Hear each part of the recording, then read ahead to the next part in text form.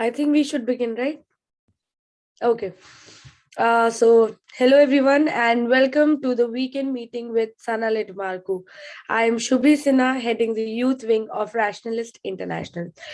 I welcome the Clubhouse, Zoom, and YouTube family with us, who have been a constant support to us since past 3 years now. As you all know, we have linked all the three platforms together now, so everybody can freely shoot their questions in Zoom. I think we should. Okay. So, hello everyone, and welcome to the weekend meeting with Sanal Edamaruku. I am Shubhi Sinha, heading the youth wing of Rationalism. Yeah. Okay, let me begin now further. So now we have Deepthi and her colleagues in Clubhouse who will help us in the questions in the Clubhouse simultaneously. So I think we can move on to the question now.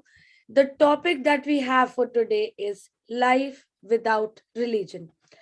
We have talked about religion many a times in our meeting, but what is living with no religion? How will it affect our lives as an individual and collective both? Is it possible? Is it too good to be true? We have a live example with us in front of us right now, which is Mr. Sanal, who was brought up like this as both his parents were a rationalist. So how did it affect his life, and was it easy, and is it as idealistic as one says? So I think let's find it out from him, and without further ado, I would like to call Mr. Sanal Maruku with us and request him to start with his presentation.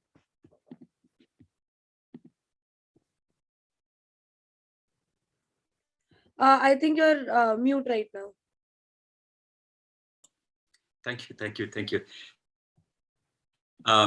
Shubhi, and thank you everybody who is on Zoom as well as who are viewing us on the YouTube, and friends who are on the Clubhouse. The primary question that you have asked, that would open a Pandora's box in a way, because how did we living without religion is what we are going to discuss now. But the question, how it would be like growing as a person without religion is another question. Of course, we would go into both. But the primary thing that all of you probably who came out of religion have experienced when you came out would be simple to begin with. You must have felt kind of freedom from fear. That's the primary thing that anybody would get when they come out of the faith and religion. Because every single faith, every single belief system in the whole world is based on a kind of fear that is attributed to you. You are told that you should not do certain things and you should do certain things in certain way only. If not, there is an eternal hell waiting for you, where you will be burnt alive and everything will be damn bad for you. And if you are doing everything as per the prescriptions made by some holy book, well, you are guaranteed a heaven. But every single faith has a different kind of heaven. We go into that. But if you don't obey, if you don't follow, if you don't practice, then what is waiting for you is hellfire, eternal trouble, and all lot of complications in the life, and you'll be burnt alive, and then maybe you are reassembled again, and you'll be burnt eternally. A kind of a complete total sadistic idea that a person can be in eternal pain all the time just because he don't follow a certain faith. And if he did not follow a certain faith, just because he did not know about it, or he was born before such a faith existed, or just because he was born by a biological coincidence in some other faith, for example, for a Christian, anybody who would accept the way and path of Jesus and took all confessions and all religious ceremonies properly would go to the heaven. And if you don't pray, if you don't practice whatever is asked you to do, then the eternal pain and suffering is waiting for you. You will never have an opportunity to come out of it. Imagine that. It tells a story that it will be so hot. You know that how hot it would be when you touch a little fire for a minute. And they are threatening you that you would have such an experience all throughout your body, not for 1 day, not for 2 days, not for 3 days, not for 1 year, not for 5 years, but to the infinite. Why? Because just you have sinned, just you have not followed some orders given by the God in a certain book, which mainly includes approving that God and approving the supremacy of that God. That's enough. And the God of all sorts of religions are so insecure that he wants to punish anybody who would not approve him and approve everybody taken to the heaven when the person is, praising him or accepting him. But on the other side, look at other religions. This is, all the Semitic religions, you can see this faith. In Judaism, in Islam, in Christianity, you can see this faith. But you have other faiths. For example, Hinduism has different sorts of faith. It's not one single faith. You can see, for example, the idea of a heaven for a great warrior in Bhagavad Gita. Krishna asks Arjuna that if you lose your life, you get a hero's heaven. At another side, he says another theory. That's a theory. If you die, nothing happens. You would only exchange your body. Like somebody changes a dress, you would go into another life. So it's two different contradictory stories in Bhagavad Gita. But the idea of a reward for whatever you're doing, for the wish of the God is offered, either by rebirth or by going to heaven. But is rebirth a good thing? As per the faith. Krishna offers to Arjuna in Bhagavad Gita as a promise that, life is okay. You lose it and you get it somewhere else. And it's like changing your dress, which means it's something good for you to come. That's the faith. But on the total idea of the idea of rebirth is the whole purpose of your life is to reach the eternal bliss, or you want to get into the universal spirit. And that's why you're going through the long cycle of rebirth, and it's all suffering. Because as per Shiva Purana, one of the major faith books of the Hindu religion, it speaks about rebirth. One of the major ideas about rebirth is given in the Shiva Purana. Purana is the legend of Shiva.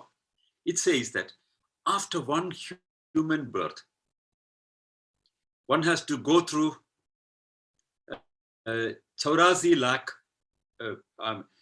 The sentence is 84 lakh yonun ke baad.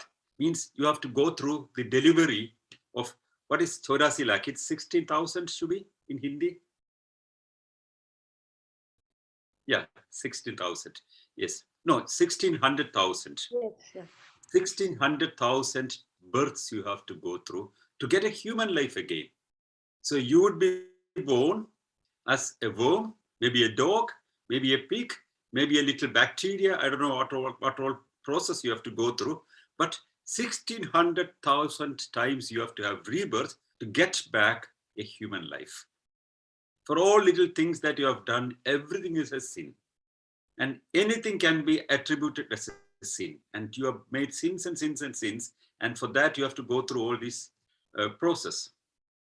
And if you go to the explanations of the Rig Veda, there is eternal punishments, eternal, painful hells also available in the general faith of Hindus.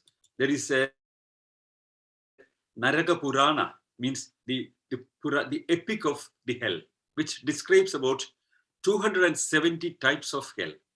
What all kind of life you have. On that basis, you are going to have different kinds of hells. Sometimes you could be along with a lot of little worms, and you could be with dirty people. You could be in a marshy land. I mean, all lot of different punishments. Sometimes you can be, certain hells are full of fire. The ideas coming from different sources. But go to any religion, Buddhism, it speaks about nirvana, the ultimate goal that you have to achieve after the whole suffering of rebirth. Their rebirth is a suffering. So you go through the cycle of suffering of rebirth, and then once you do everything perfectly, then you reach nirvana. Nirvana is you get into the eternal bliss. As if the life is over and you get into part of some eternal bliss is the goal of life. Fear and threatening is the key that all religions give about what's going to happen after your death. Because after death, what happens? Most of the people, I mean, especially when we did not know about what's death, and I mean, people are just talking around and just dying, falling down somewhere, and they have no life, and something has gone, as if they think that, I mean, there was a life and the life has gone. Where it has gone? So people started making their own imaginations, and from there comes this whole story. But the fear of the unknown, the fear of the life after death, that followed people. And that is following almost everybody who is in a deep faith in any religion. And all these years, all these hundreds and thousands and millions of years that we have been here on the earth, not a single person came back and told, how was the hell and how was the heaven? No one knows, except these books that are very, very contradictory in each faith. There is no other guarantee about any life. And we know that there is nothing that leaves our body from when you die, but only the process of life, like a little, candle that's burning. When the flame is put off, the process is over and there is no fire. It's over where the flame has gone. And one could not see things that simple like that. The process of life is gone, and that's it. And the moment you realize it, then you realize another major thing. The realization that this life is so important for you. And this is the only life that you have. You don't have another life. You don't have a hell, you don't have a heaven, you don't have a rebirth. This life, here, now, that's the thing that you have. And that you got not by your choice, not even by your parents' choice, not even by anybody's choice. It was a biological coincidence. There were millions and millions of sperms your father had, which competed several times. And one, by a biological coincidence, one special sperm reaches the ovule. And that made you. If it was another sperm, you are not existing, you are not there. You don't have a life, you're finished. I mean, you are just gone. There is no life for you. So that's why it was just a biological coincidence of, several millions, coincidence that made you as a reality. So this life that you got is an opportunity that you got, just as a biological coincidence. But you have it and you enjoy it. You have the feelings, you can understand. You are an advanced species which has developed a lot of things. You have civilization, you have art, you have culture, you have a lot of things around you. You're lucky that you're born now, that you are not born something like 10,000 years back. Then you would have got something very different. Things of progress. If you're born, if you're getting a birth, maybe after 5,000 years, you would still have much more advanced things, but you don't have that chance. You don't have that chance. You have only this chance here and now. And the whole question is, how do you use it? And if you realize that I have this life and I have to make the best use of my life, I don't have to be afraid. I don't have to be afraid of anything. I don't have to think of a hell or heaven or rebirth. But I know for sure that here is a life that I have. This is a coincidence that made me, created me. And therefore, I live without any fear of hell or heaven or rebirth. And the moment you reach that position, you get immense strength. Immense strength. When you leave this fear, you have enormous strength to understand the limitations of your life and the possibilities of your life. When you know your limitations, then only you know the possibilities of your life. The limitation is very simple. You are just over after certain years. But now the possibilities, that is enormous. You see that I have a certain number of years and I know it. And I've seen how people are going, passing away after some time. But this life here and now, how do I make the best out of it? The best possible. I don't have to live in fear. I can live with confidence. I can live with the looking forward. I can live the fullest way every single minute of our life. The moment you have that feeling, you get an enormous elevation of self-respect. Because you realize that you are the master of your life. You realize that you can decide for your life. You realize that there is no holy book somewhere written and you have to follow and waste your life just by praying, just by running behind it, just by trying to adjust your life against your wish and will as per the books, and whatever is asked you to do. What you can do would be getting the fruits of the civilization that has been behind you. That's the key. Because now we are here, now means we have a huge baggage with us, a proud baggage, but which has a lot of dirty things and a lot of good things. Here you have a choice to opt what you want in your life, and what you want to have in your life. And you can decide that, and only you can decide that.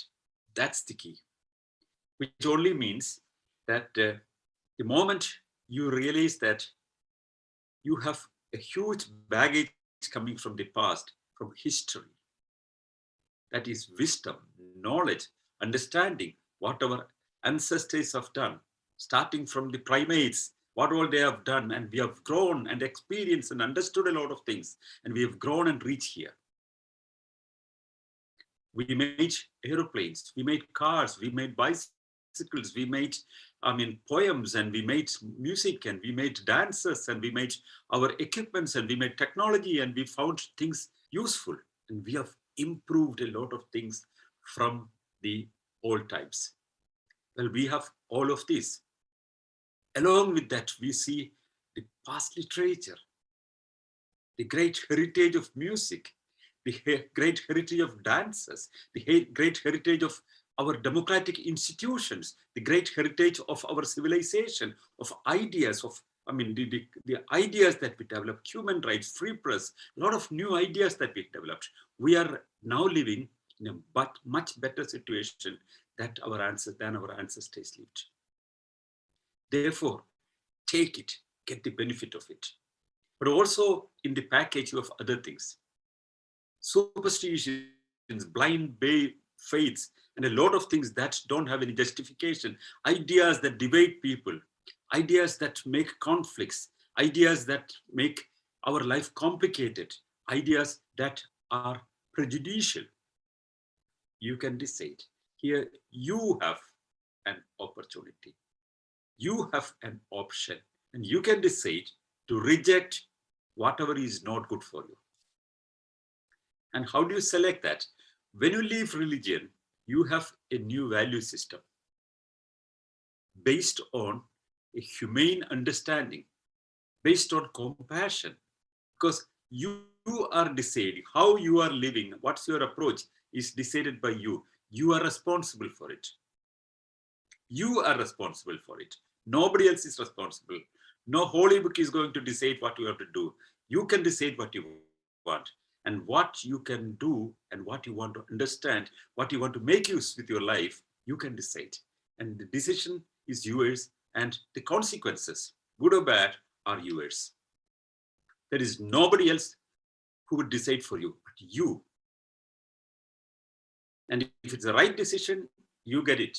And if it's a wrong decision, you face the consequences, but you have an opportunity to correct it, improve it, still go and modify it and go further.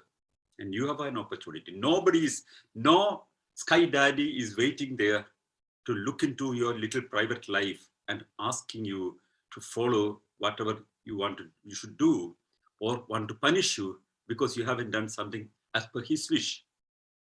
You decide. That's the key of the whole thing.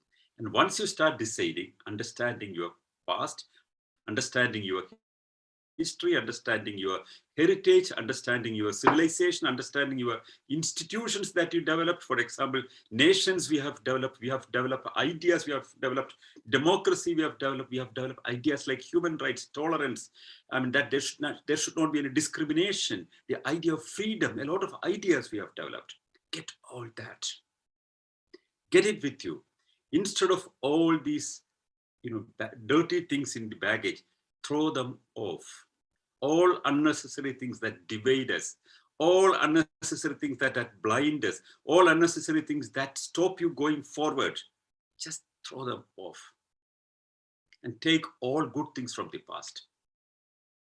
The experience of history, the experience of your ancestors, the understanding of, things that our fathers and grandfathers and great grandfathers had, which was part of our life now, because our life is a product. Where we stand now is a product of our past. And take all good things of civilization with you and go forward and try to advance it a little bit, to the extent that you can, to advance the civilization. How can you do it? Just by enjoying the life. And how do you enjoy your life? Find enjoyment and happiness in every single thing that you try to do, because you don't have to be afraid. Starting from food.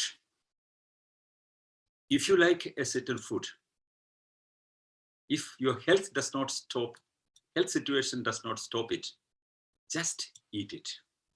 No matter any holy book said you should not eat anything. There can be a taboo of eating something. If you like pork, just eat pork. If you like beef, just eat beef. If you just want vegetarian food, just eat vegetarian food. Your choice. You can be a vegetarian, you can be a non-vegetarian, you can be an anti-vegetarian, you can be an whatever you want. But it's your choice. And you decide, and the only deciding factor should be, or two deciding factors, your taste and your health. If for your health a certain food is required, go for it. There is a choice.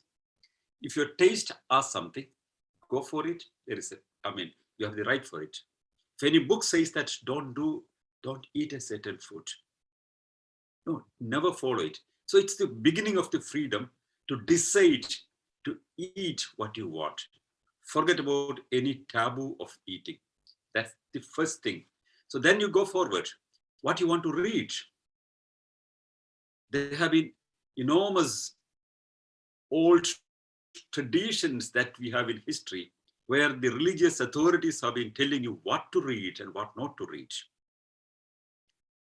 What shall be in your reading list? The church said every single book that you read should have the imprimatur of the Pope. It's a signature of approval by the Pope. Certain books you should not read.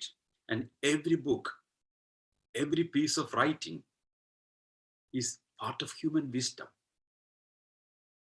Every single poet, every single novelist, every single playwright, every single philosopher has contributed certain thing to the posterity. And you are right. to read on the basis of your choice. You don't have to accept any kind of approval from anybody. The approval of the papacy was very important for the Catholics all around the world.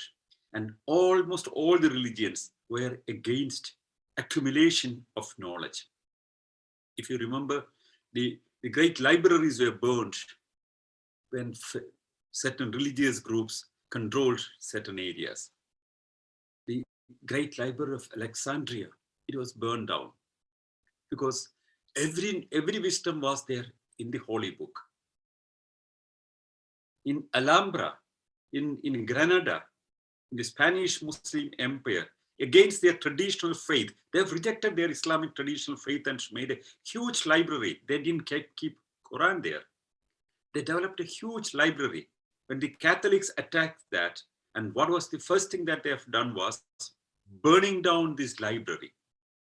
It took 8 days to burn down this library. The same thing Muslims have done on the other side. They have gone and defeated areas, and they have burned out libraries and books. So the knowledge accumulated from different sources were all taboos based on different faiths and different religions. So you don't have to be afraid to read anything. You don't have to be afraid to know anything. You know, one of the first part of the first ideas that the Semitic religions give. You shall not eat the forbidden fruit, because the moment you eat, that's the tree where the fruit of knowledge about what is right and what is wrong, what is good and what is bad. And that's the tree that gives you this information. And the moment you eat the fruit, you will be like the gods who would know what is right and what is good. Well, that's the position. You can decide. The story, the mythology says that there is a forbidden fruit. You shall not have the forbidden fruit. That is the capacity to decide what is good and what is not good. Well, the moment you leave faith, any faith, you get the right to think freely, to evaluate freely, and understand things. And you can make your own decisions, what is right and what is wrong, based on human experience, based on the human values that we have developed, which is our collective experience. But you can decide on the basis of your priorities. You can decide what you want. But you can also think about what you want. You can imagine anything that you want. You can fantasize anything that you want. You can dream anything that you want. There is nothing to be afraid about. So the moment you are out of faith, you get enormous freedom to think. There is nothing to be afraid about thinking about anything. You can think about a government. You don't want that government. You can think about that. You can think about a faith. You don't want that. You can think. You can think about any idea. You can think about a new scientific idea that you may have to develop tomorrow. And you can think about a new poem. You can think about anything. You can think about, dream about a person. You can think about any idea that you want to have, without fear of anything. There is nothing wrong in thinking anything. That's the first thing you experience when you leave a faith. There is nothing to be afraid to think. There is no God watching you. What are you thinking? Come on, that's a bad thing. No, there is no God. There is no, sky daddy somewhere. There is no superpower anywhere. There is no universal spirit who is looking into what are you thinking. That's your domain. You can think, you can imagine, you can think of anything in the world critically or positively or neutrally, and you can decide what you want on the basis of your own thinking. It can be wrong. I would not say that every thinking could be right, but you have the right to be wrong also. And that's your choice. That's the most important thing. I have a right to be correct and I have a right to be wrong. I have a right to be intelligent. I have a right to be stupid also. But I have that right. And that right is what I get when I live a faith. But on the other side, when we realize that we have only this life and we don't have another life waiting for us anywhere, and we are not going to waste this life praying for something that is not known to us, we are sure that we have this life and that's limited and that can be unexpectedly going anytime also. Therefore, make this life meaningful, make this life enjoyable, make this life the best way that you want it to be. That's the kind of realization you get when you live a faith. And what would that mean in practical life? It's all easy to idealize all these kind of things, but it means a lot. The dramatic change that you understand the moment you leave any kind of traditional faith and reject all the gods, demons, and spirits behind and go forward is the sense of freedom. You breathe freedom. You smell freedom. You experience freedom. And you can touch that freedom. You can sense that freedom. And that's the spirit of a human in the ultimate form of it. The moment you have the sense of freedom, you are reaching the first level of your being. You can decide. When you want to sleep, you can decide, you can sleep. But you also have a responsibility along with this freedom. That responsibility is not to anybody else, but to yourself. And what's that responsibility? Making this life meaningful and the best out of it. One has to study how to be part of this society and how to understand the problems of this society and what kind of contributions we can do in the betterment of us, of our fellow beings, and the whole world around us. What all we can do. One can think about that. First, one has to think about oneself. What should I do for myself? What do I want with my life? Imagine it without fear. And when do I want what in my life? You can imagine, you can plan, you don't have to be afraid of anything. And you can just imagine and you can try to reach it. And once you reach it, you can still think how to go forward in your life. And you have that right. Similarly, you can also think about what shall be your approach to things. And you can also, from your experience, you can understand that the whole prejudices given in all these religious texts against people of other faiths, every religion, many people, fancifully say that all religions are the same. They all are for peace. But look at all these books. All these religions are speaking about, all these religions are speaking about being special because of your certain faith. You are special because you are reciting Allahu Akbar 5 times a day and praying. Therefore, you are a privileged person. The other persons are not privileged. You have a certain capacities. You are the selected people. You are a Jew, therefore you are a selected person of the God. You are a special person because you are doing according to the God's wishes, and you are going to be taken to the heaven, and others are going to be in the hell. You are a privileged person, and the others are unprivileged because you have a different faith. That's the key of faith. But we realize that whether you believe or not, whether you have a faith or not, whether you are practicing a certain belief system or not, we all have the same kind of life. Only difference is those persons in faith are living in fear, and those who leave the faith are not living in fear. So we have a confident life, and they don't have a confident life. But all the same, they have the right to have their faith. And realizing that is the fundamental thing that a person who leaves faith keeps with him or her. Because every religion has intolerance to people who have other faiths. And a non-believer, a person who left a religion, has no intolerance. He understands that people have the right to decide what they want. And we have the right to say that that's absurd also. But this right being respected, which is one of the fundamental keys of the freedom of press, or freedom of ideas, or freedom of conscience, which is a universal value now, is one of the major understanding that we all have. Therefore, we respect others' views, and we are not for violent conflicts to establish any kind of ideas. All religions speak about supremacy of a certain faith over all other faiths. And they use violence, they use political power, they use any kind of campaigns, propaganda, or anything. We simply say that you have the right to believe what you want. And we are just opening the door and showing you, look, here is a way, there is freedom. You are welcome to the world of freedom.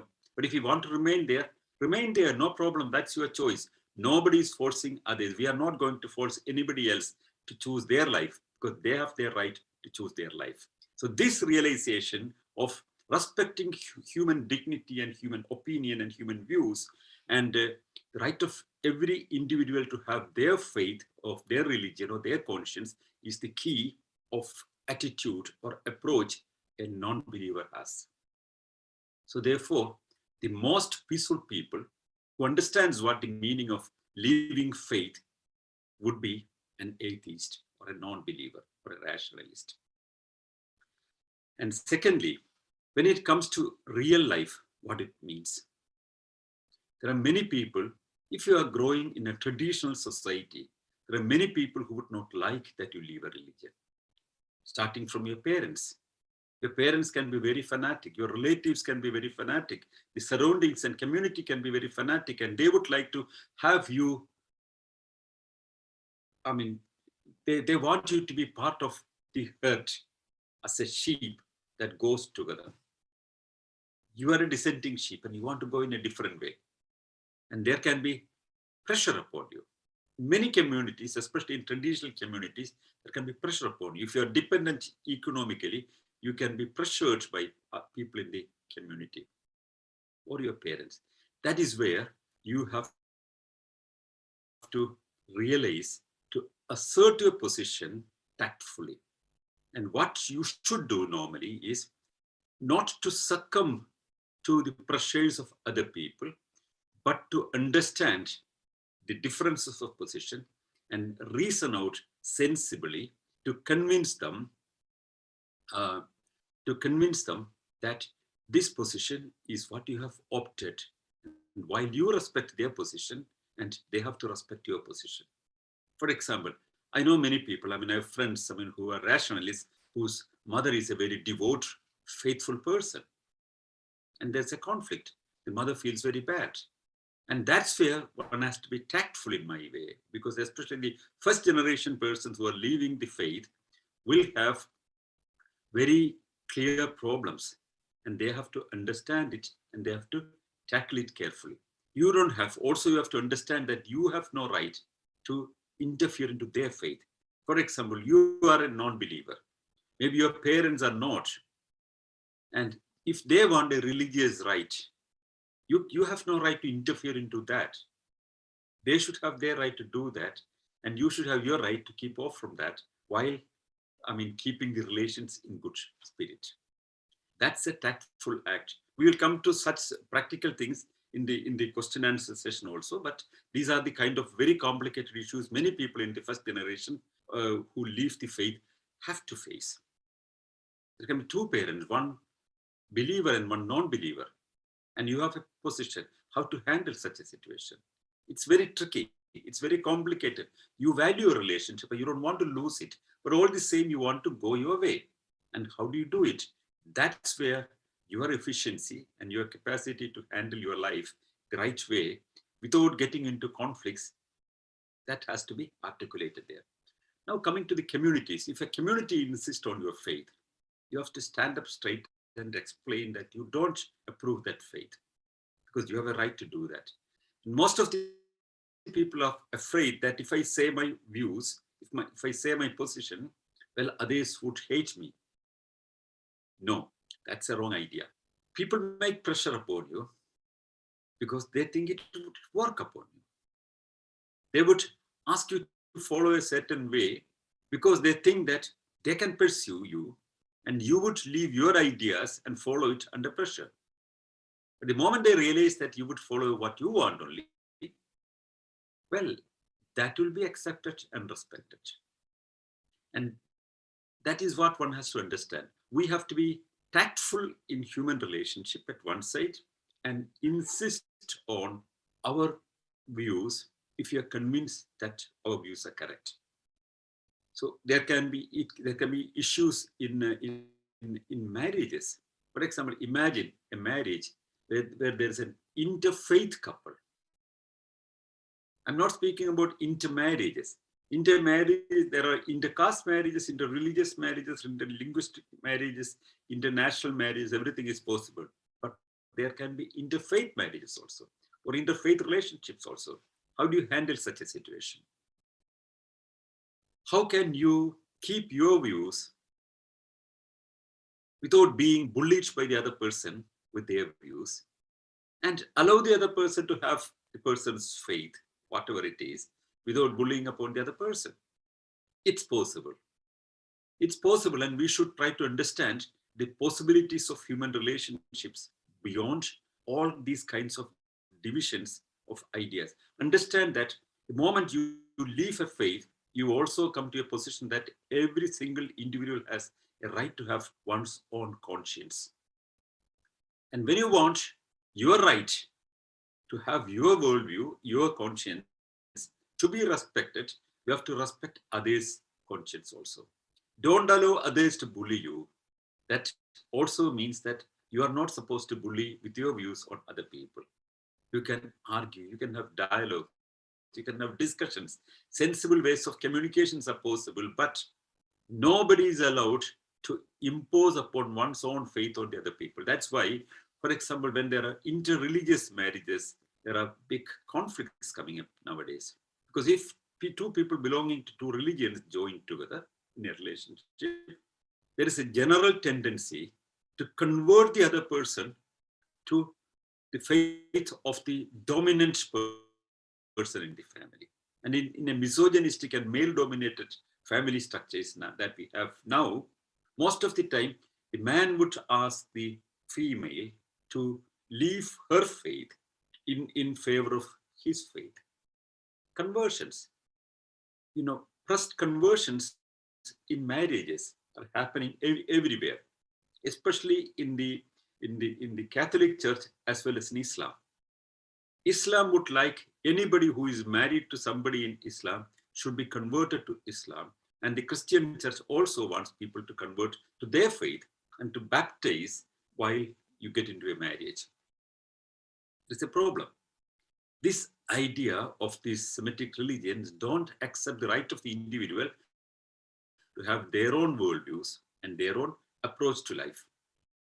Any kind of forcing anybody, including a partner, to follow others' faith without the full conscience to follow it, that is an abuse of your power in a relationship. Therefore, that has to be resisted very peacefully without breaking the relationship. So the moment you come out of the enfolding of the faith, you have a lot of issues. At what stage you come is very important. When after marriage, if you come out of the faith, and if the other partner is having a different faith, well, there is a conflict possibility, and one has to study how to tackle it and handle it effectively without forcing your views upon the other person and not allowing the other person to bully upon their position upon your conscience. And that kind of a level of understanding in relationship we have to develop. We have to study it and teach others also. And in a society, there can be societies, many people are afraid that if I express my non-belief in something in a given community, I can be socially isolated. That's a fear that most of the religions would give you. But the reality is totally different. Nobody in a civilized society is discriminated, if it's a democracy, if it's a modern society, on the basis of their faith. Look at the minorities in any society. They have their faiths. Are they discriminated because of that? There can be general discriminations or conflicts somewhere. But if a person standing sternly on his position, that won't affect. Except if there's a theocracy and living a faith can call death penalty for you, that's a different situation. There you have to be tactful and perhaps leave the country, I mean, in my view. Or you would be just a martyr only, because the life is only once and you should not waste it. But in modern democracies, look at United States. There are people who have been very clear non-believers who came very close to power, and sometimes to power also. The second president of United States of America, Jefferson, was a strong non-believer. And one of the finest documents that we have in modern history that establishes the idea of freedom or separation of state and religion was the First Amendment of United States of America. And Thomas Paine, the creator of the idea of America, by writing a pamphlet, The Common Sense, was a clear atheist. He has written the book, The Age of Reason. After the independence of America, he has gone to France and even gave the idea of independence along with Rousseau and Voltaire, and spread the ideas of French Revolution, and French Revolution was successful. And he was in prison because he had an idea that people should have the right to keep their position and nobody should be punished for their ideas. And he found that the people whom they fought against, the emperor and his family, were punished unnecessarily and they were getting guillotined. And he opposed that. He said, look, I am for the revolution. I was active for the revolution, but you have no right to kill the other people. There should be a democratic right for them to articulate their position. You cannot take away their life. So the person who triggered the French Revolution was arrested by the revolutionaries. And Jefferson had to interfere to save him to United States of America back. So those times are over. In modern times, people have reached very high positions despite their non-belief. It did not affect them. If you're afraid, if you're shy, there is no issue. There is an issue. If you're confident, if you're articulate, and others will respect your position. Imagine the case of India's first Prime Minister, Jawaharlal Nehru. He was a very clear rationalist. He said even he did not want a religious burial. He didn't want a funeral that was connected with any religion. He wanted his body burn his body without any religious ceremony, and no priest should be there. And the ashes not to be thrown in Ganges, but taken in the skies and sprinkled over the paddy fields and the wheat fields of India so that it melts into the soul of India. What a wonderful and beautiful will he has written. And he was one of the most respected prime ministers of India. Look at the case of Thomas Green Ingersoll, the greatest speakers that United States of America has ever produced, Colonel Robert Green Ingersoll. And he, with his brilliant speeches, he has reached all over America and charmed the whole America in 20 years. And he was a candidate to be the president of America. And the Republican nomination, he lost for a few votes only. He could gather that kind of support despite his aggressive campaign for his idea of atheism. That's all possible. So when you leave faith, don't be afraid that your political life will be over. Don't be afraid that your social life will be over. Don't be afraid that your communities will be opposing you. There can be small people around here and there who may try to oppose you. Those kind of people would oppose others on the basis of other faiths also. But you have to understand that world's fastest growing worldview is non-belief.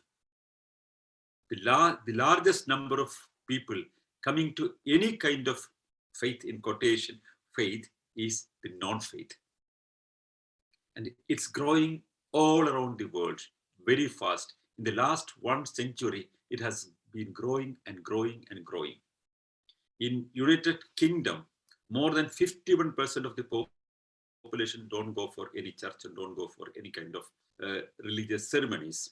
In many countries in Scandinavia, more than 60 or 70 or 80% of the people ignore religion and live without any religion. In Japan, in Switzerland, any developed country in the whole world, you can take, and you see this number of people leaving the faith and successfully, living in a society which is moving still forward with the better life standards. Of course, even in United States, which is a kind of a religious mixture, the Protestant movement and the Baptist movement has a kind of a revival in United States. One has to also understand that that's the only part in the Western world where you have a very aggressive Christian lobby, the Christian right, very aggressively campaigning against modern scientific principles.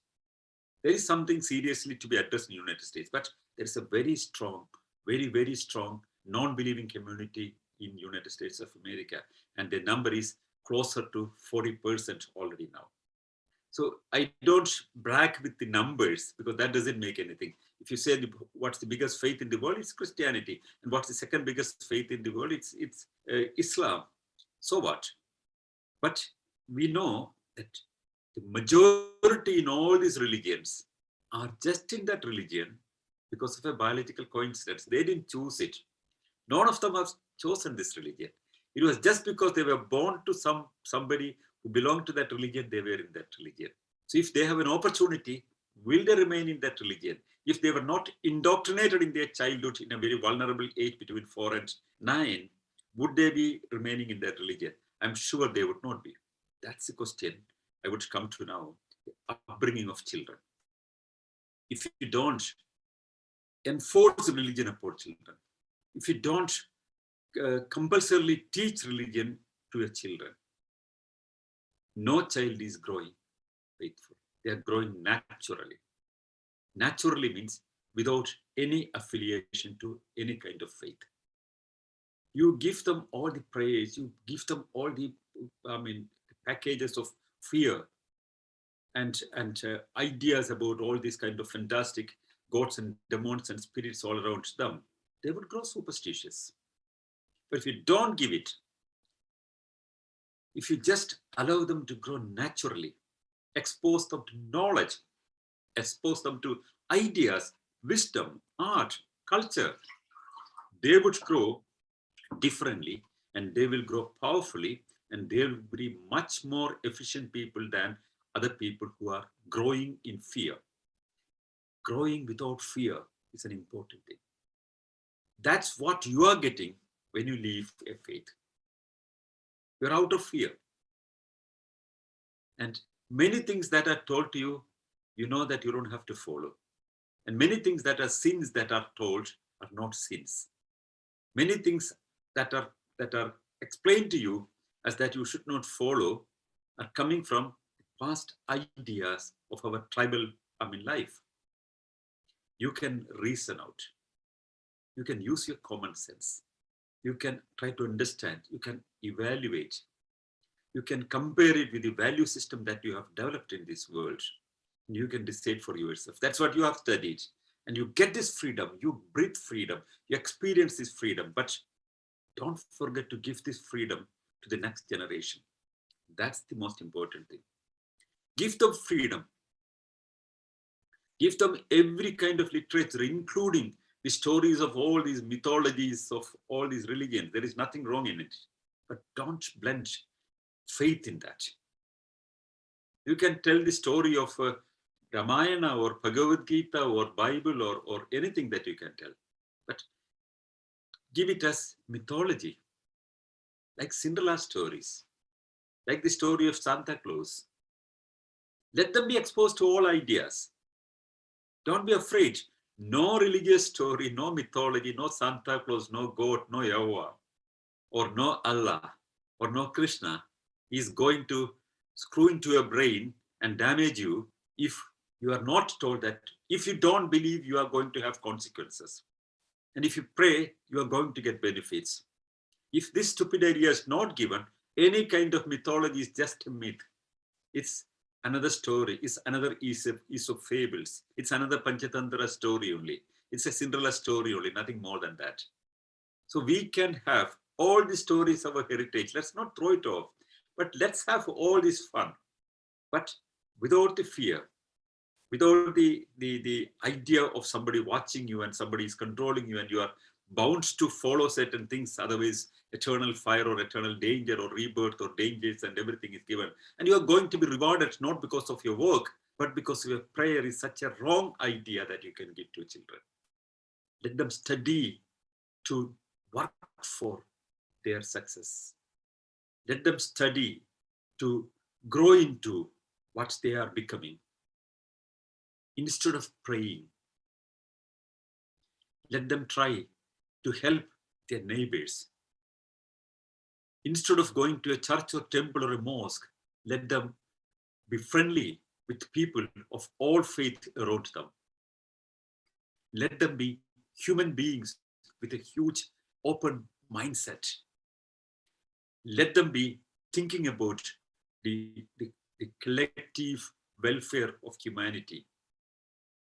Tell them about our civilization, our heritage, and what all we got in the whole years, how we reach here, what we were some 6,000, 7,000 or 8,000 years back.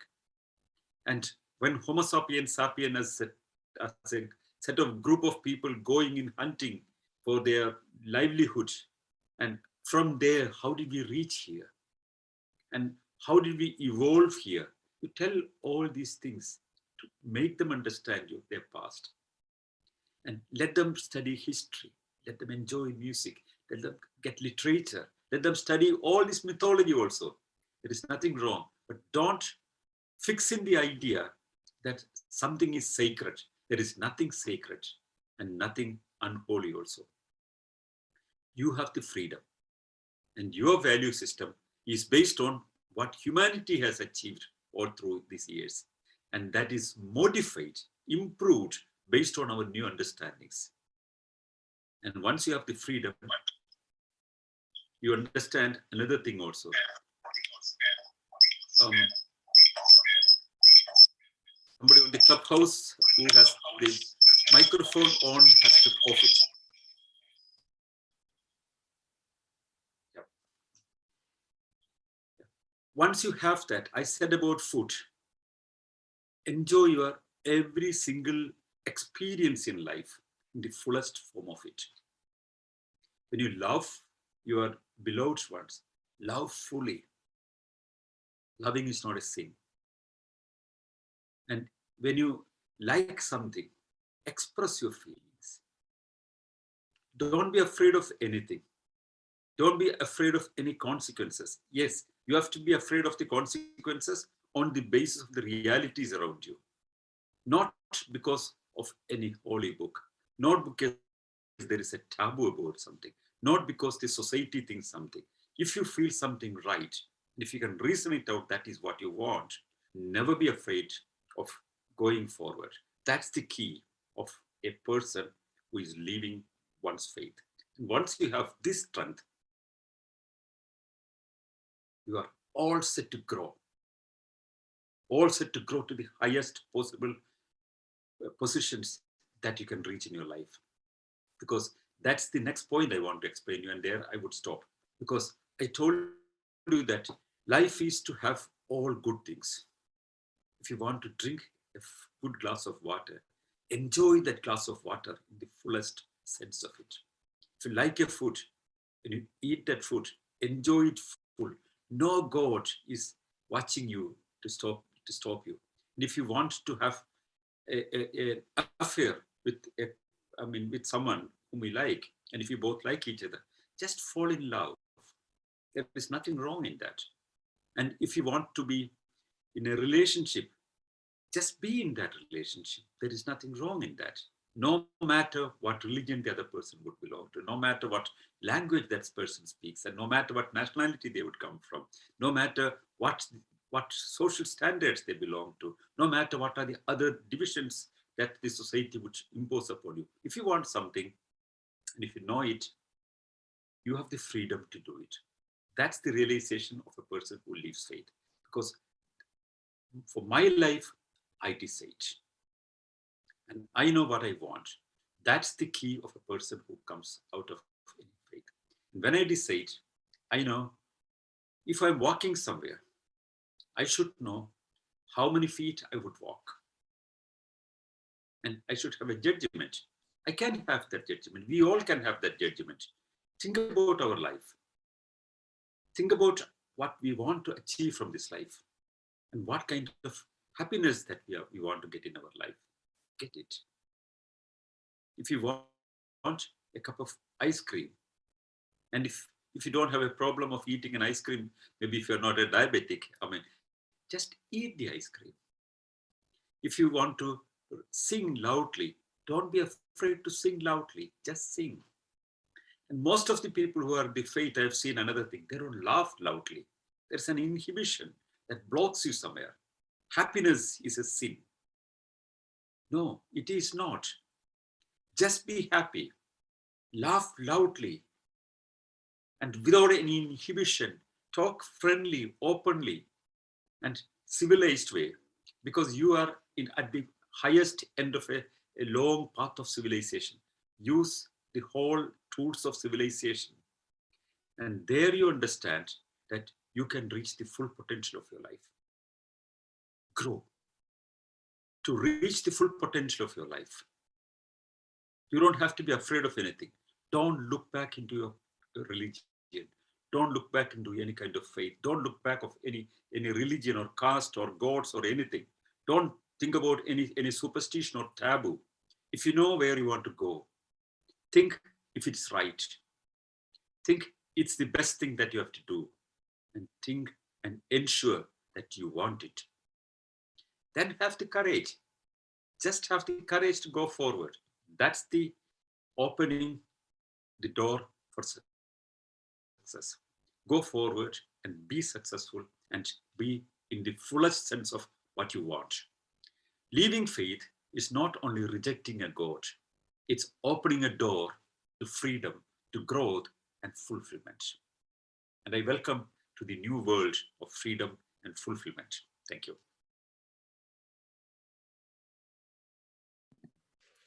Well, amazing. So I think now it's time for us to move on to the question answers.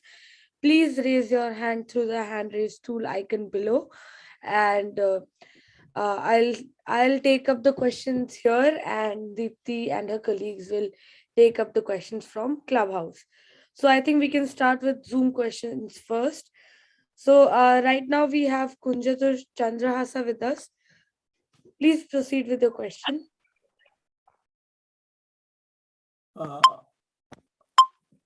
Hello, am I audible? Yes. Can you hear? Yes, you are. Yeah.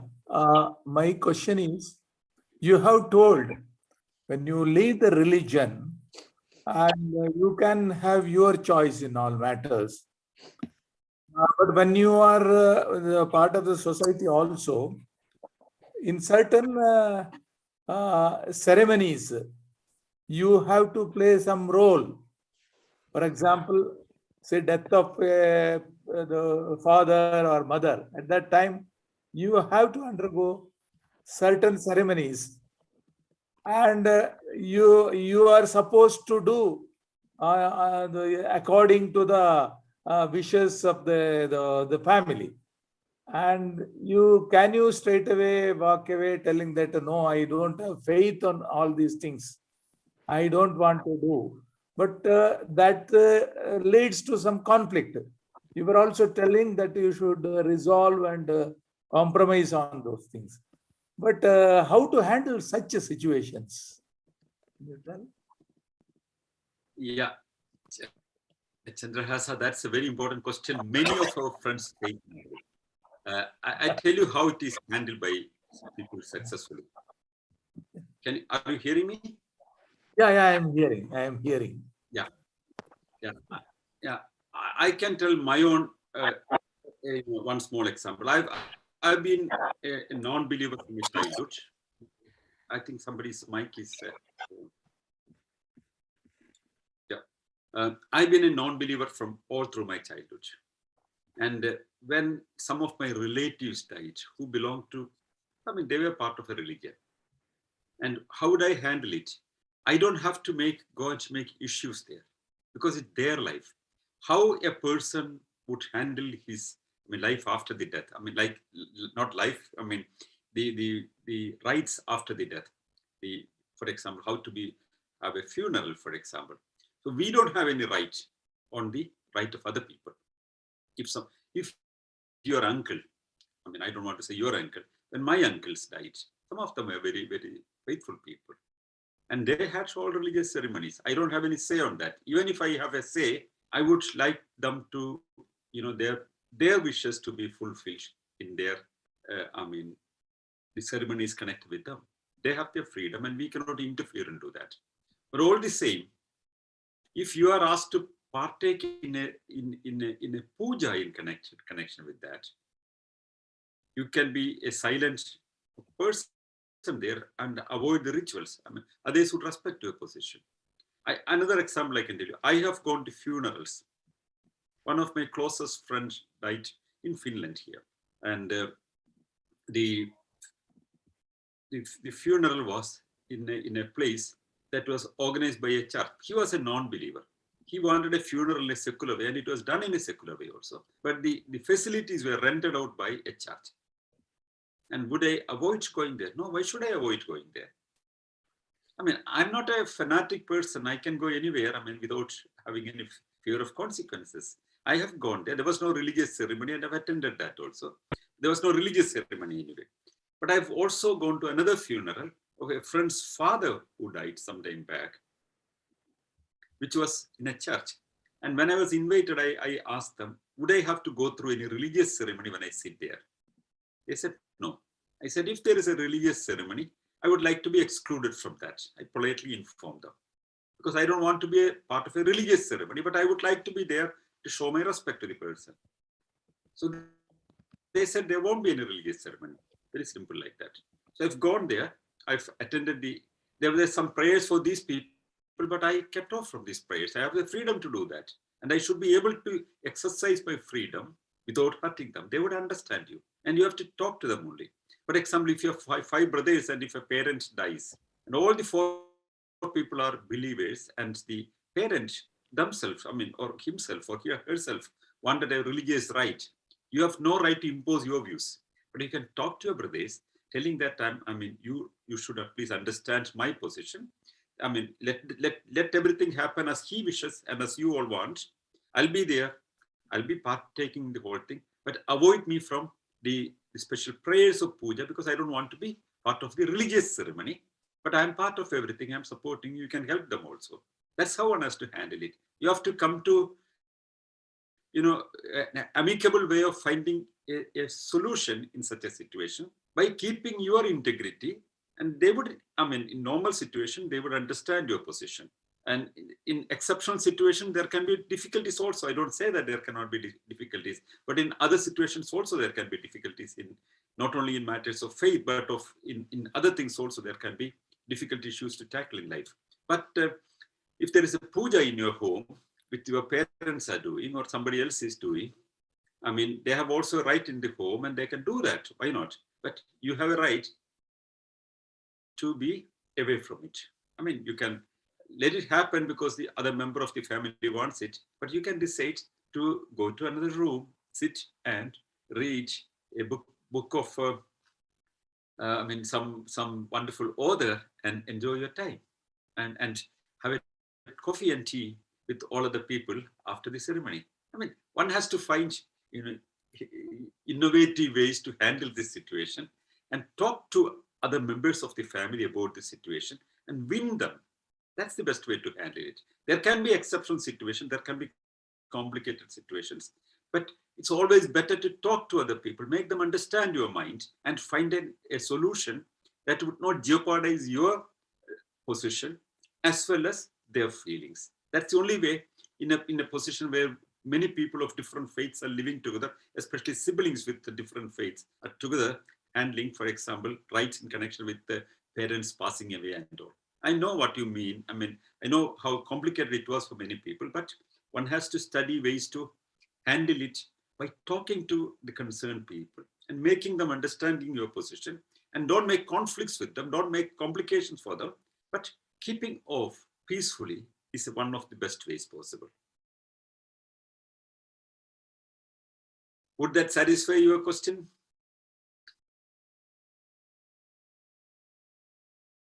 Your voice is not coming. It's muted.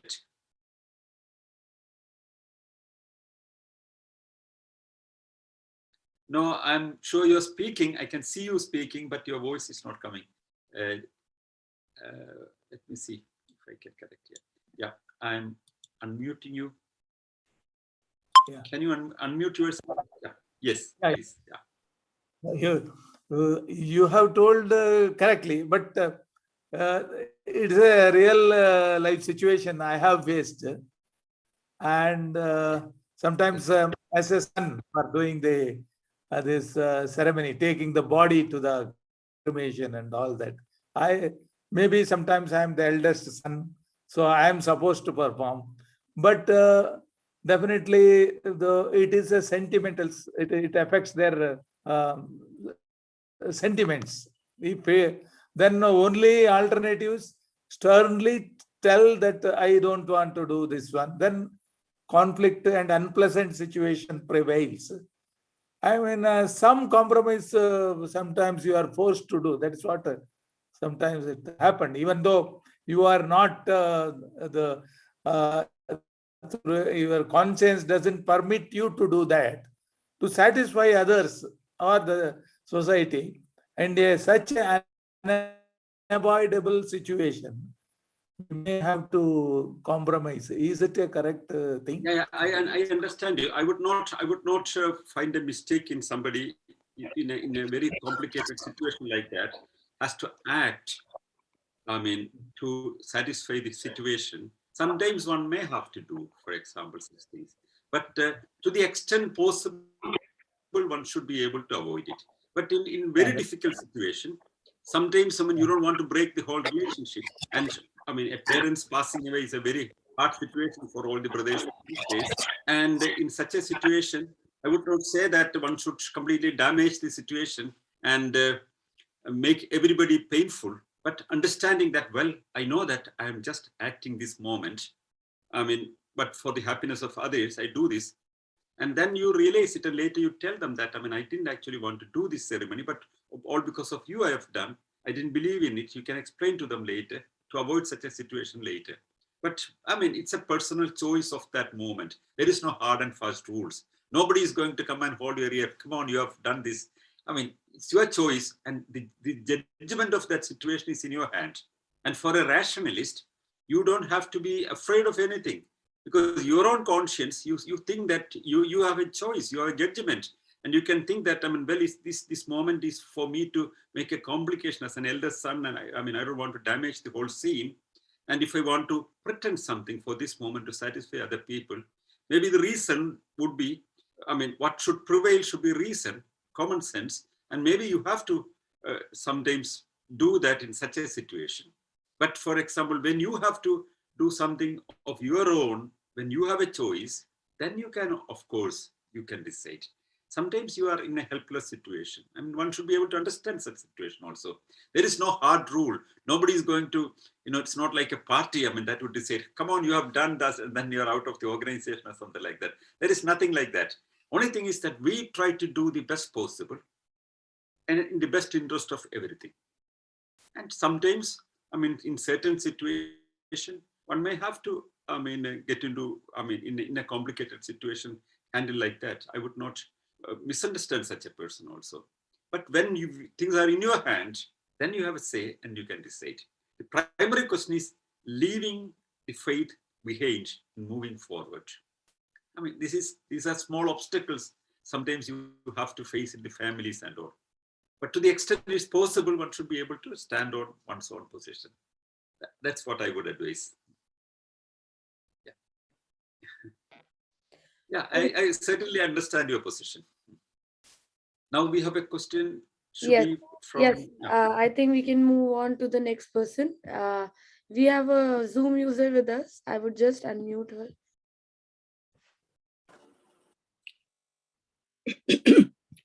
Excuse me, good evening. You gave an excellent speech, and I am a believer, but not a fanatic. We are registered in the Catholic Church. We do contribute. That does not cut any of my rights here. All my rights are protected. No one asks me what religion I am. They don't ask me where I go to church. Nothing like that. But when I fill a application form, they will ask, what is your ethnicity? That is very important because I'm Indian origin, I'm an Asian. So they monitor that. Why they monitor that? To see you are not deprived your rights. And they take census. They study all those, how many minority groups are there. So they are held back because of their any kind of belief or anything, or even if you are not practicing a religion, doesn't matter. I am very much protected here, and I don't believe in hell or heaven. I know there is no hell or heaven. The life is right here. What you do every day, that is right here. In my bedside, I have English Bible, a Malayalam Bible, and also a Gita. Gita was given me as a gift. So I read every day Bible as a habit, in the morning and in the evening. I accept what I think is right. That does not make me to dislike a Muslim or a Hindu or a Jewish people. They are all equal to me. Even though you are practicing something, you cannot see anyone less than you.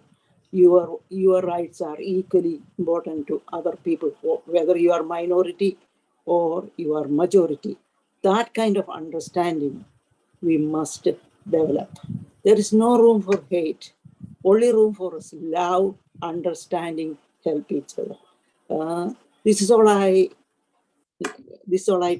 need to express. That's all. And I also see you are talking tomorrow in JSL group.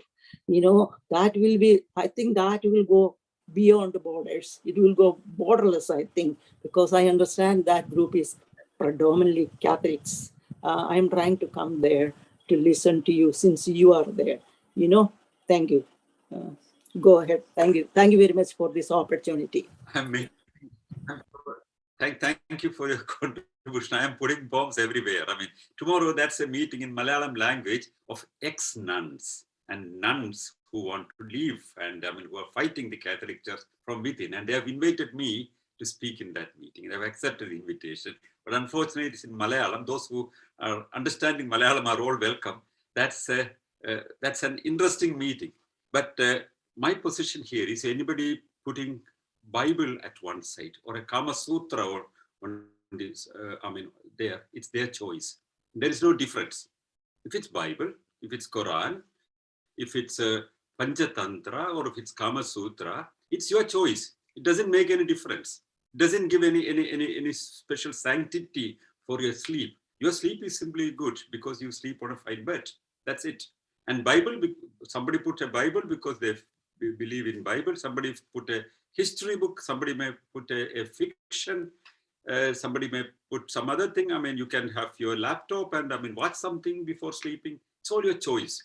So when there is no difference when you put a Bible on your side or if you watch a porn before sleeping, there is no difference. It's your choice. So it's all, that is what I'm saying. Anybody should have their freedom to do what they want. And there is no fear that you have to have. If you're happy with Bible, yes, go with your Bible. If you're happy with, for example, a book of good wisdom, yes, go for that. If you want to listen to some music, yes, go for that. And if you want to have a cinema before sleeping, go and watch the cinema. So there is no special thing that you get when you have a Bible or when you watch a cinema. Everything is what you feel good. What you get happiness. And that's what you have to follow. There is nothing holy, nothing bad, nothing sinful. Your happiness is the key, so long as it does not hurt other people and others' rights. Thank you. Okay. Now I think we can take up some questions from Clubhouse and then come back here. Yes. Yeah. Thank you, Shubhi, and thank you, Sanal, for the super fabulous presentation. For your attention, participants and Clubhouse members, Before we go ahead with question section, please join this group. The name is Rationalist. We always update you with more socially relevant topics for discussions. So if you are a member, you will be notified and will not miss topics which you may be interested in. We are opening the hand raising options now. Participants can ask questions by raising their hands. Try to avoid too many statements. Be specific on questions. You are allowed to ask one or more follow-up questions as a counter. And any moderators have any questions, you can ask them now. And Sanal, can I ask one question? Yes, please. Okay. So in India, we have this Advaita Vedanta, the transmigratory existence, collective spirit kind of ideology. Is it a Hindu religious proposition or a philosophical position, or can we call it a non-religious position or just another superstition? Thank you. Well, Advaita has again two schools.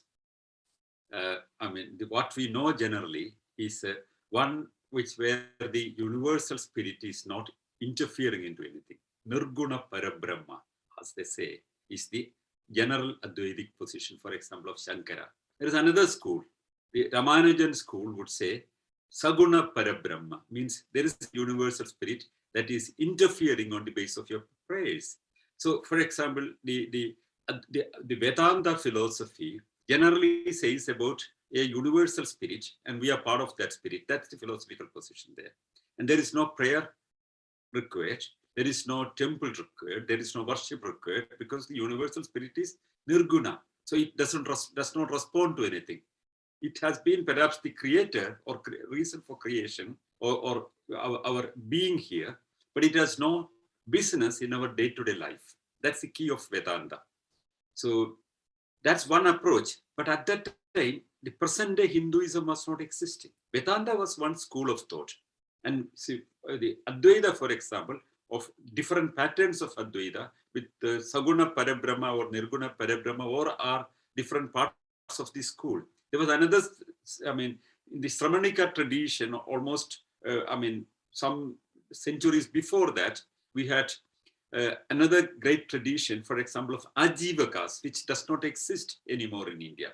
They believed in human capacity not to respond to anything, allow things to happen as it happens, let things flow without any interference, and leave everything to destiny and fate. That was one school of thought.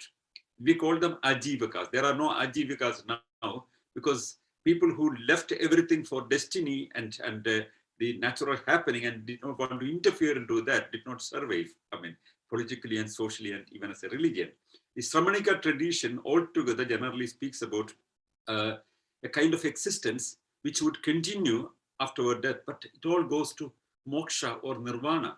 Vedanta is a different structure. It has been speaking about, for example, the Vedantis are not for any kind of the temples or idol worship. But all the same, we can see that Shankaracharya has been establishing mats and traditions, and he has been even reviving temples at different places. There's a contradiction in his practice and the philosophical position. But Hinduism, what we know as now, is a mixture of a lot of different ideas, including Vedanta, including Advaita and Vishishtadvaita, and including Shaiva belief and Vaishnava belief, which fought against each other for centuries, and another set of belief, namely the Shakti belief, which was very prevalent in the south as well as in the eastern part of India, and a lot of other traditions, like the worship of Subramanya or Muruga, for example, in Tamil Nadu. A lot of different traditions, a lot of different faiths, a lot of folk beliefs, and everything got mixed up together. What was not Islam and what was not Parsi and what was not Christian was all Hindu. All these beliefs got together and emerged as a new religion. So can we call Vedanta as a Hinduism? I would say that, so then we have to define what is Hinduism. Can we call Rigveda part of Hinduism? So that was, we call them, that is the Vedic religion or Brahminic religion, one can say. And the whole idea of all this collective faith and collective imagination and epics, and where these all were made together And the modern day Hinduism, as we know, the modern Hinduism emerged something like 200 years back only. But we call all these as part of a common tradition and take it all as part of the common Hindu identity. Similarly, like Bible, for example, the Christian religion starts from the New Testament, and that's where it all begins. But the traditions of the past coming in the Old Testament is also part of the whole thing. They absorb that also.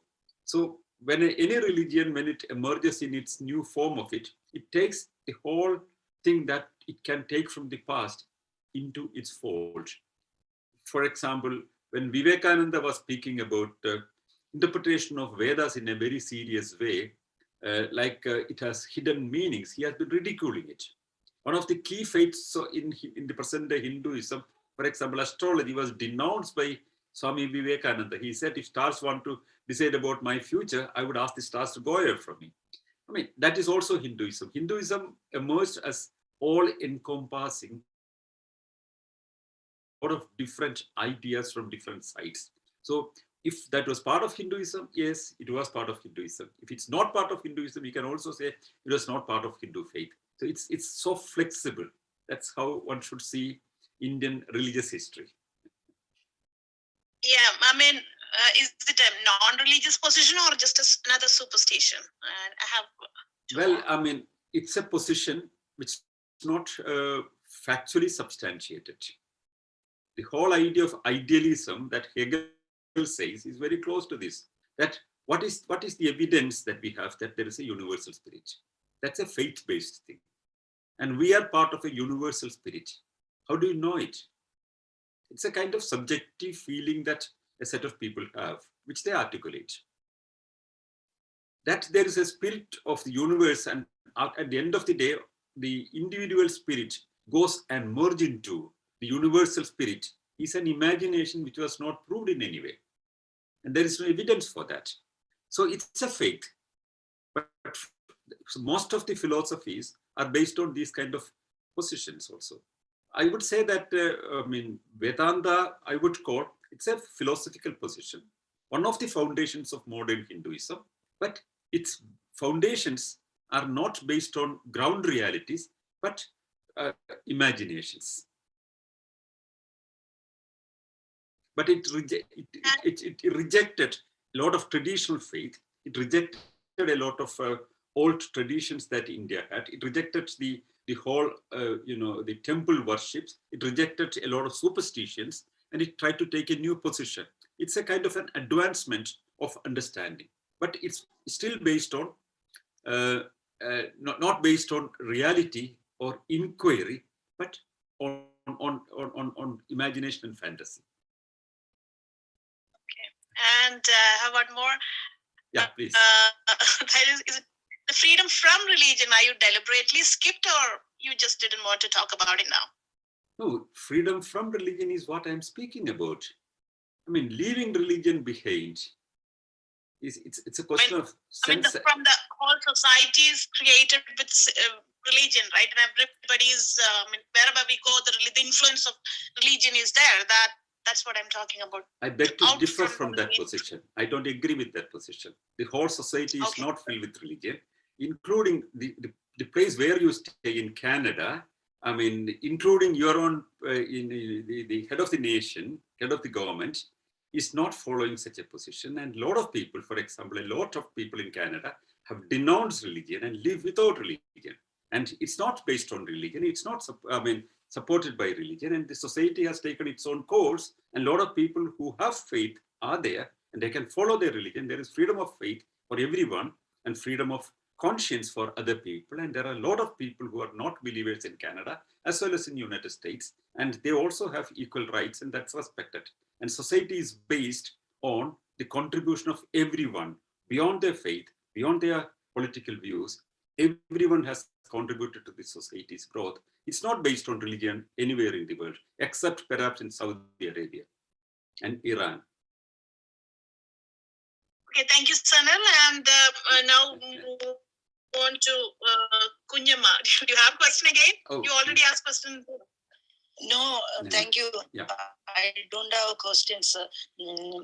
Let's Mr. move to other Rao people. asked me if asked me, can you come and join? So I said yes. So I asked Wawa to come to Zoom also. I think he could get in. So I don't have any questions. Let other people talk. Thank you. Thank you. Okay, then next goes to Saptarshi.